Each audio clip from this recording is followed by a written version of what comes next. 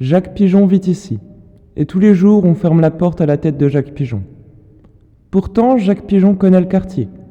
Son nid est là, à droite, au-dessus, dans l'immeuble tout noirci, tout moisi. Et ses œufs caillent. Jacques Pigeon ne voit que des aiguilles mortes de pain, c'est seul et c'est réduit. Des jambes caillassent l'immeuble, des pas flinguent son nid. Jacques a froid, Jacques a faim. Personne pour laisser rentrer Jacques. Jacques pourtant connaît le quartier, connaît les immeubles, connaît cet immeuble, connaît cet espace mieux que nous. Tous les jours, Jacques Pigeon promène son regard tout vide par les baies vitrées. Tous les jours, Jacques Pigeon attend des baies et personne pour lui en donner.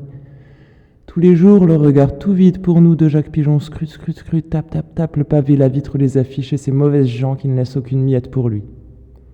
Pourtant, Jacques Pigeon pourtant, a connu triste romance, descendant battant, abattu de pluie, d'eau vêtue. Jacques Pigeon a connu morte romance.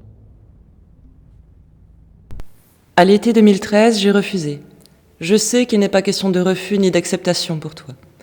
Toujours est-il qu'à l'été 2013, j'ai refusé. Toute la neige avait fondu sur moi.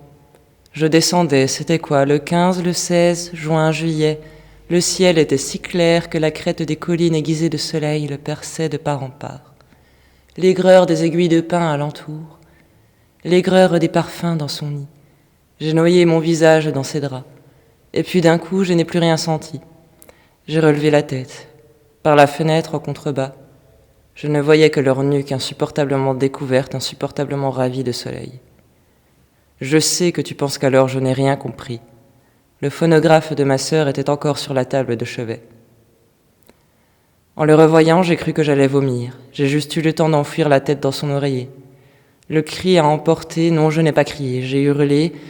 Ce que personne ne peut pas m'enlever, même toi qui te laisses attraper. Ce n'est rien, cela n'a aucune importance. Enfin, les pas autour de moi, c'était si long, la descente au tabac, que j'écoutais les murmures des aiguilles écrasées. « Enfin, Jacques, tu l'as laissée encore toute seule. Mais c'est qu'elle dort, Madame l'Aiguille, elle ne saura même pas. Enfin, Jacques, elle n'est pas stupide, elle a bien su l'autre fois quand tu es parti apporter du thé à la tête de chien. Oh, Madame l'Aiguille, on ne parle pas comme ça, enfin. Enfin, Jacques, c'est toi qui parles comme ça, elle le saura, je te le dis, et tout ça pourquoi ?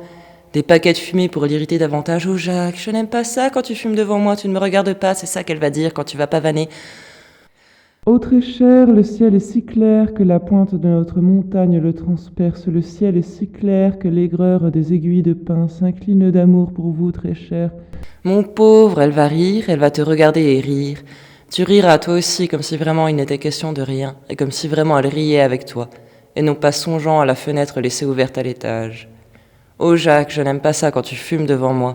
Tu sais bien, comme le docteur a dit. Enfin Jacques, tu ne comprends rien. Et Madame l'Aiguille, tu peux bien.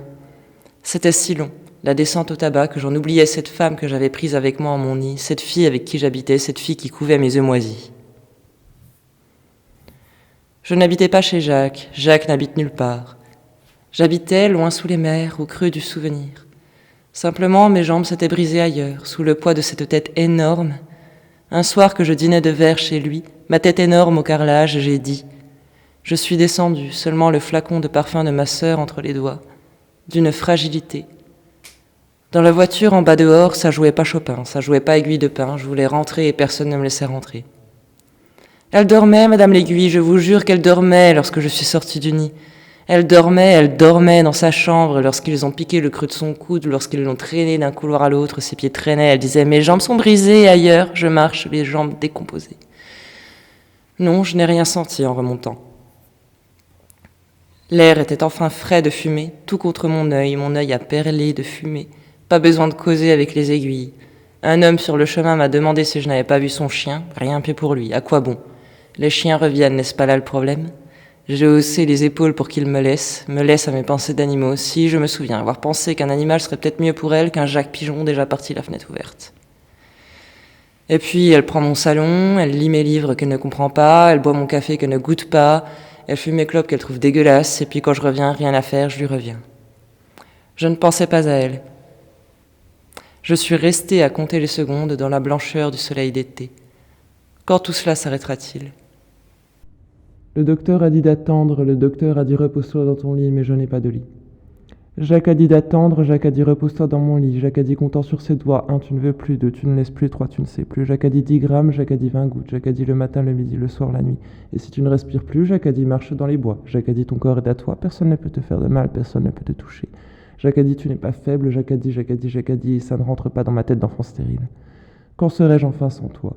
Fais pleurer mon horloge plus vite, quand serais-je enfin sans toi? Les pins par la fenêtre m'ont piqué aux yeux. Je ne pensais pas à Jacques, les pointes claires, toutes les aiguilles que l'air transparent détachait, une à une. Un instant j'ai cru, c'est bête. Quelqu'un sur le chemin, le bruit des graviers m'a heurté jusqu'aux mâchoires. Un instant j'ai cru, c'est bête, que j'étais revenu, mais revenu depuis longtemps.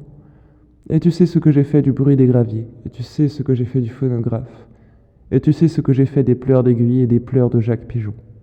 Et tu sais ce que j'ai fait des pleurs d'aiguille et des pleurs de Jacques Pigeon. Et tu sais ce que j'ai fait des pleurs d'aiguille et des pleurs de Jacques Pigeon. Et tu sais ce que j'ai fait des pleurs d'aiguille et des pleurs de Jacques Pigeon.